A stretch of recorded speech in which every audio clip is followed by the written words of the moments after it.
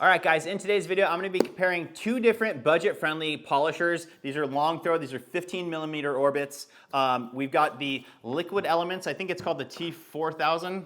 I apologize if I'm wrong on the name, but I believe that's what it is, up against the Maxshine M15 Pro. Now I'm gonna put these on a vehicle and actually test them side by side. I'm gonna take my bias completely out because I'm very, very, very familiar with the Maxshine machine. So even if they operate slightly different, I'm gonna take that out because obviously there's preference involved here, right? So if this one I feel is more comfortable, well, I have to take that into account because I'm used to that versus this one. I haven't touched a car with them yet, so it'll be a full honesty right up front, straight to you guys. Now, when we talk about pricing, the Liquid Elements new polisher from Obsessed Garage, or it's available at Obsessed Garage, Matt Mormon kind of worked with the company, brought him overseas here, and he absolutely loves this thing. Full transparency, they did send me, Obsessed Garage did send me this unit to test out. But again, giving full transparency here on what I actually think about the machine. Coming in at $210, I think they nailed it on the price point. I think that's gonna be an extreme value for the entry-level detailer, or someone, like for me, I've used the M15 Pro, I don't know, 16 years into my business, or I apologize, not that whole time, but 16 years in, I was still using this thing, right? I started off with Cyclo machines and 7424 XPs from Porter Cable, et cetera, et cetera. I absolutely love the Maxshine machine, so I'm very interested to see where this one comes in. Now, the M15 Pro does come in at a price point of about $220, but on Maxshine's site, if you use my code I'mJoshV15, it gets you 15% off, so it brings it down to like $187. So again, both these are gonna be very, very similar in price. We're gonna get on the car, we're gonna test it for stalling and all that kind of good stuff, noise level, weight. But first, let's go ahead and look at the overall design of these things, and then we will open them up and really kind of look at the internals and see what's different. One thing to note really quickly before we go anywhere is the cord on the Liquid Elements machine is longer, and it is a very, very nice cord. The Maxshine I haven't had any issue with, but I would say the Liquid Elements cord is nicer. Okay, so when we talk about the design and features of these things, the Maxshine's a little more simplified, right? Just, you know, nice, clean lines. You have the little bump stop here. You have your power select here. You can hear it and you can feel it, which is nice. You have a locking mechanism here, so you can lock the polisher in on mode and just get to work. Now, when you flip it over, we do have a progressive trigger here, meaning you can put this thing at full power, squeeze a little bit, and you're not gonna go full power, and then you can fluctuate throughout there, which is very, very nice. You also have a little screw here that's easy access to your brushes, so if you need to replace them after some time, you can do that easily. When we talk about the ventilation of the system, you can see big cutouts here, all through here, so that's gonna dissipate a lot of heat. Now the backing plate, not as much. You just have these holes here, and as you can see inside, there is another hole that does vent out to the side as well. When we go to the Liquid Elements machine, one of the best looking machines I've seen. I mean, all this little intricacies, they didn't have to do this for the mold, but it looks super cool and really nice. The head unit is really strong to grip onto, feels good. You do have your same sort of power selector here. Again, you can hear it and feel it. You do have that bump stop there as well. The only thing, and then this is an added feature that nobody else I've ever seen this. When it's green, you're good to go. When it turns red, it means you're putting too much pressure on the machine. I guess you're overloading the machine. Now, I've been testing that a little bit, and we'll get into that here shortly. I think when it turns red, I think it's more for the machine's purposes, not so much that you'd be damaging paint, which makes sense because different paints are different hardnesses, so how would they know? But more that you'd be overloading the machine. I don't know that for sure, but just something to note. The vents on this machine are much smaller in comparison to the Maxshine. You can see just a couple there versus this whole line here. However, the backing plate does have a lot more ventilation on it. So you have the ones that pass all the way through, then you have these ones that go halfway and then vent out the side. So very, very nice on both machines. Now this one, again, you do get that added feature of the torque control there, but when you lay it down, it's not laying on that piece, I don't think. Nope, it is. So it is, I don't know. So I wish they'd put a little bit of a bump stop or something there just to keep this area safe. It kind of rests on that and on the selector at the same time. The trigger, it has a soft start, but it is not progressive. So if you see, you can hear it. It just snaps on and off. So no progressive trigger. So you do lose that with this machine. All right, guys, so to start off here, I have two machines broken down. These are both brand new, right? The Liquid Elements and the Maxshine, brand new units. Neither of them have been used.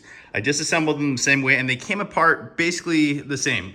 So the head unit is removed, the head shroud where you can actually have your handle, right? The next piece is the shroud that goes around. That's the little distance between the backing plate and the machine.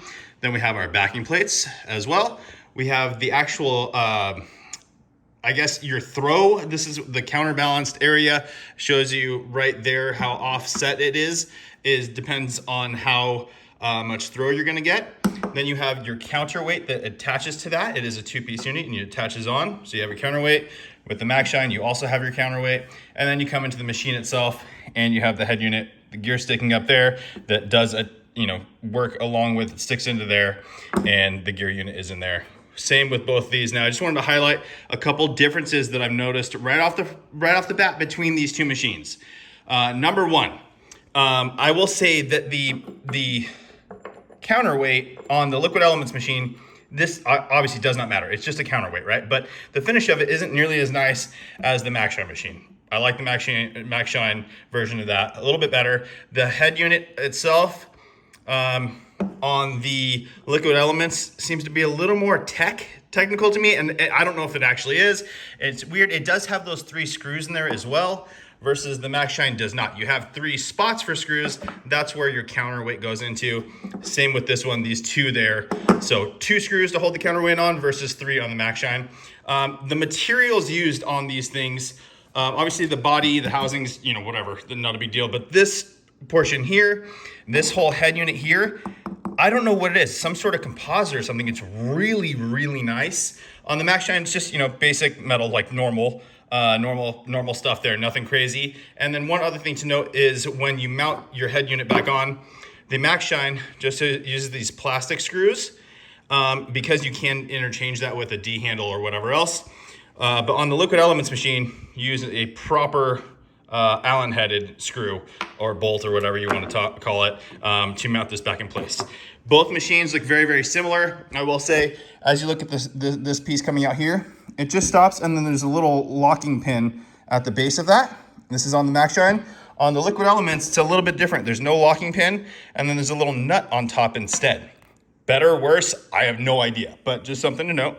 As you can see, this whole piece is machined out very, very nicely. On the Maxshine, same kind of deal there. I would say the Liquid Elements looks a little better there, but overall, very, very similar in just first impressions of looking at the machines. Now let's go ahead and talk about the gears and how much grease is in them. So obviously, you can see the grease there, right? When you open this up, you actually take this piece off, right? Here's your part of the gear set. Right here is all your grease compacted in there, right? Not a ton, but a decent amount, right? On the Maxshine, you see that little pin there off to the side. That is just your locking mechanism for removing stuff. You can push that in to lock the head of the machine. So when you come back to this side that sits in there, there is grease on here, not a ton, right? But there's definitely grease on there. And then when you look at this piece, not a lot of grease on there at all. When we talk about the Liquid Elements machine on here, maybe a tiny bit of grease, nothing crazy. When we look under here, you can see it all compacted in there. You can see that gear set. Let's go ahead and try and pull this off. It's a little bit harder on this one. It just wants to spin on me, so I might have to put the phone down really quickly and then I'll pick it back up. Okay, so here we are. The gear here, you can see some grease on there, grease going around. Again, not a crazy amount, but very, very similar to what the Maxshine has. The Maxshine does recess in a little bit, as you can see, versus the Liquid Elements recesses in and then kind of domes back up towards the center. On the back end of the piece here, though, you can see same thing. About, I don't know, maybe slightly more grease on the Liquid Elements machine, but it also might just be the shape of, that backing piece, because this one cones out, that one's recessed in, so you just get a bulge there. So pretty similar, definitely different color of grease. I don't know. I don't know what to tell you. On the Liquid Elements machine, they do talk that they use a superior grease to prevent stalling, to prevent or increase smoothness, all that kind of stuff. I don't know. If you watch a video from my friend Eddie over at EC Details, he did a review on this, and he actually, you know, wasn't satisfied with the amount of grease. He pulled that out, stuffed it in with aftermarket grease, and he said the machine ran quite a bit better. So their claim on having way more grease, he wasn't impressed with. And for me, just looking at these two, I would say the Liquid Elements has more than the Maxshine for sure. Well, not for sure. Again, the shape is different, but not a crazy amount different. And guys, okay, I'm just reassembling these things now. I just wanted to bring to your attention. Like I said, the Liquid Elements machine uses a full-on bolt there to mount the head unit back on. The Maxshine uses these plastic guys, so you can see, just trying to tighten it down. It does kind of shred out a little bit, so you just gotta be careful. Don't over tighten these. I apparently over tightened this one and it did shear off. So I have the top end here, that part is sheared off. Not a big deal because it is still holding tight, but just keep that in mind. All right, guys, so they're the machines, right? Both of them look really, really good. Now let's go ahead and talk about the usability of them because, again, Matt from Obsessed Garage talks about how this thing actually wants to stay very, very balanced and keeping the pad flat. And I do feel that. It does feel very solid and want to stay there. Even before actually using it on a car, just doing this, it does feel that way. But let's go ahead and test the weight of it. Now, it does have this little Allen key that mounts right here. I always pull those out. I'm always worried about, you know, any vibrations or using the machine and that backing out and then falling on the car's paintwork. Don't want that, so just remove that. Now I'm gonna keep the cord off of the scale as much as possible because yes, the Liquid Elements cable or a cord is much longer and that can contribute to extra weight, so we're keeping that off. 5 pounds, 13.9 ounces. Moving on to the Maxshine M15 Pro, same thing, keeping this off of it. 5 pounds, 8.3 ounces. So the Maxshine machine is lighter. All right, guys, now we're gonna go ahead and test the noise level of these machines. You can see the Liquid Elements is here, Maxshine is here, my phone is right in the middle. We're gonna do a decibel test. Again, every time I do this decibel test, it's not specifically to tell us how many decibels it actually is, it's just to compare them. A decibel meter needs to be calibrated.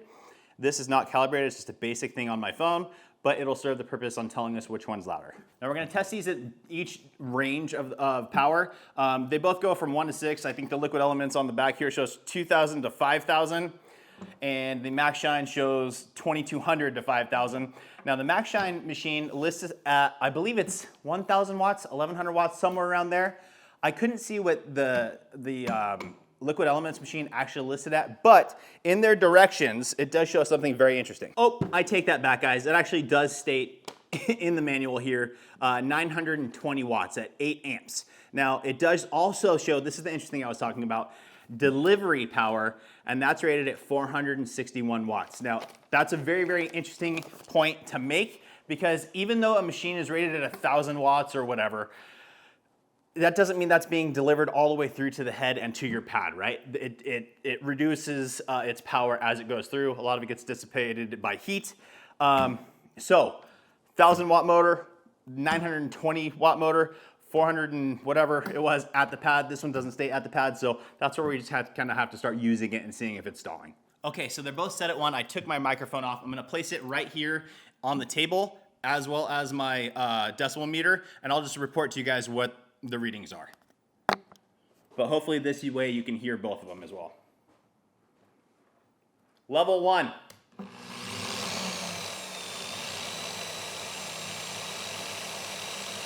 .78 decibels. Turn that one down, we're gonna go to the Maxshine.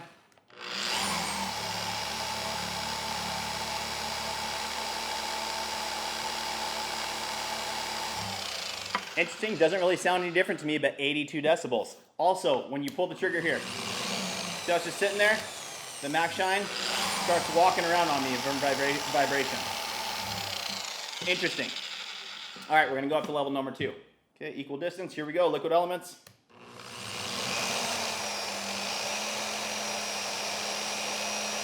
.82 on the Liquid Elements on level 2, Maxshine. 85, going to 3.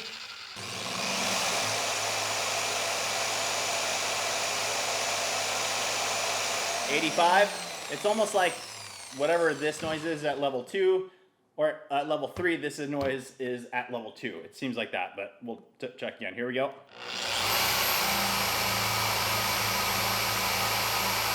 .88, Let's just go ahead and bump it all the way up to 6 now.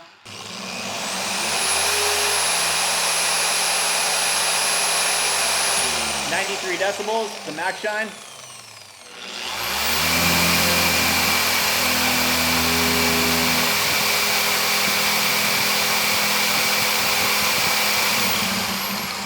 $96 decibels. So the Maxshine, although lighter, it is heavier. All right, guys, so I've got the Liquid Elements machine plugged in, and we're gonna go ahead and test this little torque sensor here, or where it overloads. I'm just gonna use a basic pad. This is from Temu, so just a nice soft pad, nothing crazy here. It's an oversized pad. I think it's a 6-inch backing plate. This machine comes with a 5-inch backing plate, but this is, again, just to show you this mechanism here. So I'm gonna go ahead and, this is on all the way up, power 6. I'm gonna go ahead and turn it on. You can see it is green. I'm gonna put down a bunch of force. There you go, turned red. There's okay. So I have a lot of force down right now, but I did it slower. There we go, turned red. So just something to note there. Again, it's gonna get to points where I feel like I was pushing pretty hard before it turned red. Also, one other thing to note really quickly, this is a little bit scratched up just from laying on its back. So keep that in mind, that will get scratched up over time. All right, guys, so I have the Kia Telluride behind me. I'm going to be polishing this out and then applying a coating, multiple different coatings actually on this to do some tests. I'm going to be using the Liquid Elements pad. They're yellow, which is their medium cut. And it's interesting, you can see this big hollowed out section here. Kind of interesting, it reduces the contact area a little bit, but I'm sure there's a reason for that. It's kind of interesting. For my polish, I am going to be using Kokemi's FX01. That's their fine cut polish with no protection in it. And then on the Maxshine, I'll probably, I don't know what I'll use it. Maybe I'll swap the pad over to that one as well to get a direct comparison. The one thing, so yes, really long cord. Now, why do I not like that typically? In this case, I do like it. I'm working in my garage. I'm gonna be able to plug this thing in. I don't have to use an extension cord.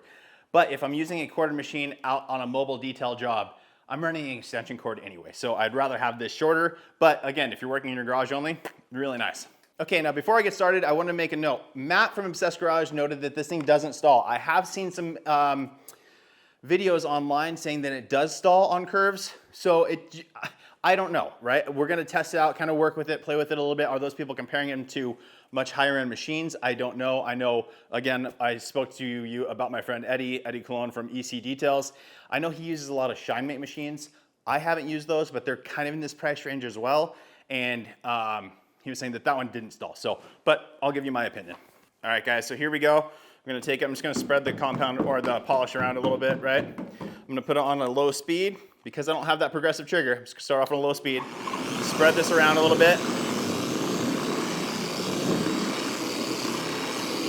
We got good little contours here and on the hood to be able to test and see if it is gonna stall. I'm gonna lock it into place. Okay, we're on. I'm gonna bump it up to about 3.5.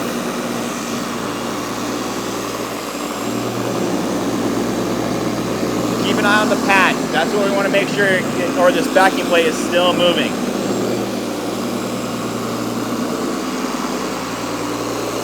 Everything's looking good so far. Let's go in this contour.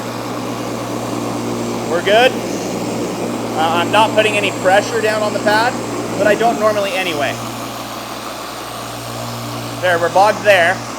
So we just take this, we angle it a little bit more.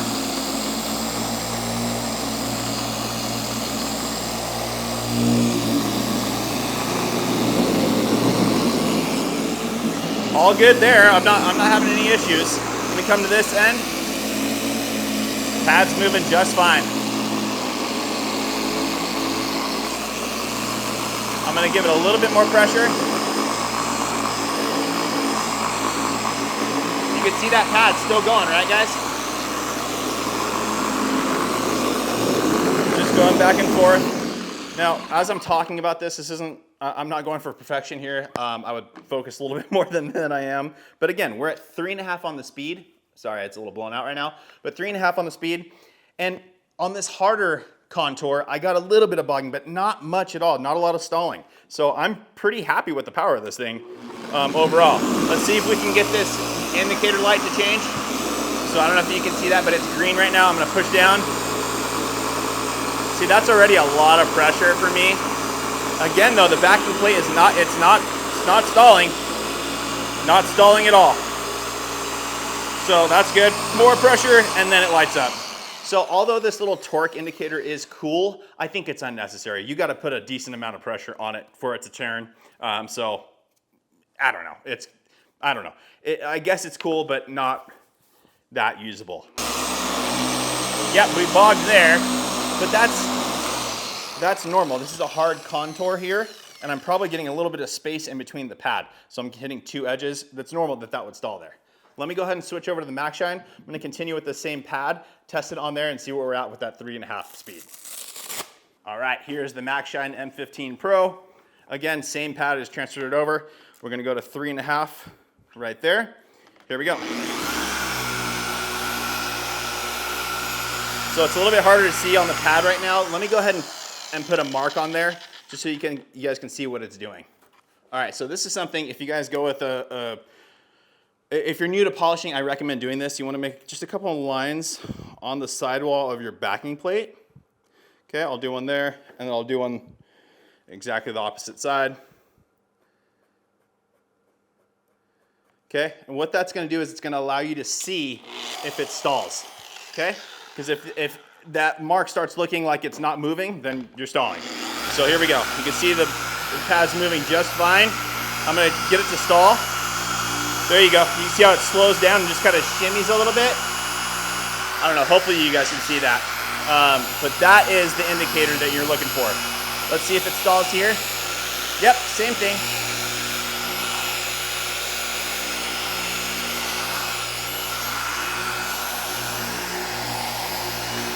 I have to say, for me, again, I'm trying to take my bias out of it. Right now, this feels more like I'm at home. I'm very, very used to this machine. And the balance feels good to me. There's vibration, but there is some vibration in that Liquid Elements Polisher as well. The pad's staying nice and flat, very easily for me. But the Liquid Elements machine did the same.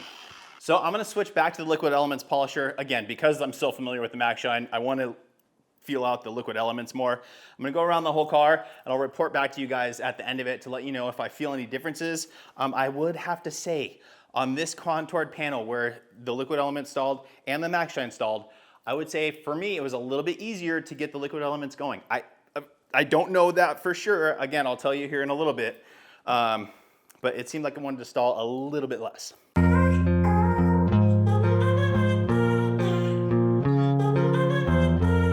All right, guys, so I went around the whole vehicle with the Liquid Elements Polisher. Now, what are my initial thoughts? Initially, I thought it did have some vibration, but after going around the whole car, I didn't have any fatigue from it. So less vibration than some other polishers for sure. Not like, not a Rupes, but still very, very good. As far as the power goes on this thing, because that was my big concern on stalling and things like that. And I have to say, it didn't stall any more than any other polishers and definitely stalled less than a lot of other polishers. So I would say it's performance-wise, again, Matt Mormon talks about it feels nice, like it wants to keep the pad flat, which is great. And I do agree, I do feel that a little bit more, which would make this a fantastic polisher for someone starting out, because keeping your pad flat is important. You don't want to start walking your pad over side to side, and this kind of does want to kind of keep you there. It's not like, I don't know if it's designed that way, but it just does kind of feel that way. Now, from there, I'm going to go ahead, again, I told you guys I'm going to be applying a ceramic coating, multiple ceramic coatings to this vehicle to test out. So I'm going to be using the C6 Ceramics or DIY Detail. I don't know if it's a separate company or what, but Ivan LaCroix is involved in both of them. APP, this is their Adhesion Promoter Polish, along with their red drilling pad. Now they recommend doing this with a much smaller throw machine, between 3 and 9 millimeter, I think, throw. Obviously this is a 15, but I want to play with this machine more. So let's play, right? Let's figure this out. Let's see how it works with this polisher. So we're gonna go ahead and get this thing applied, get this set up, and then again, I'll let you know my thoughts. So I'm gonna be using this at a much lower speed. I'll probably go, I don't know, maybe 2, let me see. Yeah, we shouldn't need much, so I'm just gonna go around to 2. I'll adjust there if I need to, but again, just priming the pad a little bit. I'll start in one area, spread it around a little bit, let the pad saturate, and then I'll get to work.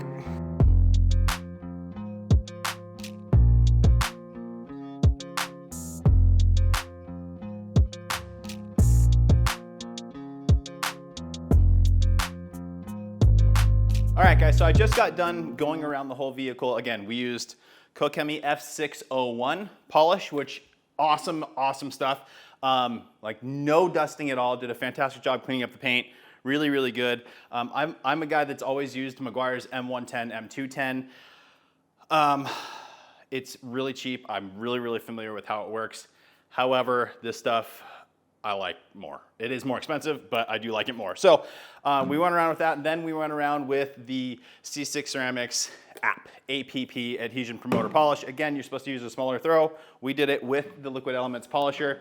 A couple of things to note is because that polish and that pad was so soft, I did have to bump it up a little bit. I had to round it at about 3.5 just to get it to not stall. Just because that pad's so soft, it does want to pivot a little bit when you get it onto a side, especially on a corner, it'll stall. But overall, does it stall more than anything else? No, not at all. Does it stand up to the claims of not stalling? I don't know how to interpret that. It stalls less than some machines for sure, but it does still stall. However, it's a dual action polisher, free spinning. That's very common. I would say overall, it's a fantastic machine. Very comfortable to use. I love the way it looks. This little indicator deal is, I don't know. For me, might as well not be there. I don't even, as I was working, I wasn't even looking at the thing. I know I'm not putting too much pressure. Again, it took a lot of pressure for that to turn red. One thing to note though is while I was storing this, I'm doing a panel, when I go to wipe it off, I put the polisher down on the back on this nice little soft piece here and down. Sometimes when I went to go grab it, I guess I would pivot it a little bit and I would change the selection a little bit every once in a while. So just keep an eye for that. I never went up. I went from 3.5 down to about 2.5 and I would just bump it back up, not a problem at all. The trigger lock is fantastic. Sometimes these are a little bit too recessed. This one's great. It's easy to push in, easy to find. Overall, I absolutely love this machine. It's really good. So if you're new to polishing, you're a DIYer, you don't want to spend $800 on a polishing setup, I think both of these are great options, right? You got the Maxshine. Now with the Maxshine, I've used it an absolute ton and I have a lot of confidence in the longevity of the machine. The Liquid Elements, I don't know yet, right? This is my first time using it. It feels absolutely solid. I've heard good things about longevity. I don't know that for sure. I have seen, like I said, I have seen some other videos where they kind of had some mixed results. For me, at least the way I polish, everyone's got a little bit different hand, right? Some people are a little bit heavier on the machine, some are a little lighter. For me, it worked great. I liked it a lot. So that's it for today's video, guys. I'll link both these machines down in the description. Again, if you go with the Maxshine one, you can use code I'mJoshV15. It'll get you 15% off, brings it to about 187 bucks. And I think that's free shipping at that point as well. And then I will also link the Liquid Elements Polisher on Obsessed Garage. Again, just build quality wise, the side bolts here to hold that head unit on compared to the Maxshine that's plastic. I do like that feature better. The Maxshine though does come with additional brushes. It also comes with a handle that you can put on there. The Liquid Elements machine comes with extra brushes as well, but no other handle. For me though, it doesn't matter. I never use any other handle other than the little neck here, so I love it. That's it for today's video, guys. Please make sure to like the video, make sure you're subscribed, turn on that notification bell, and we will see you on the next one.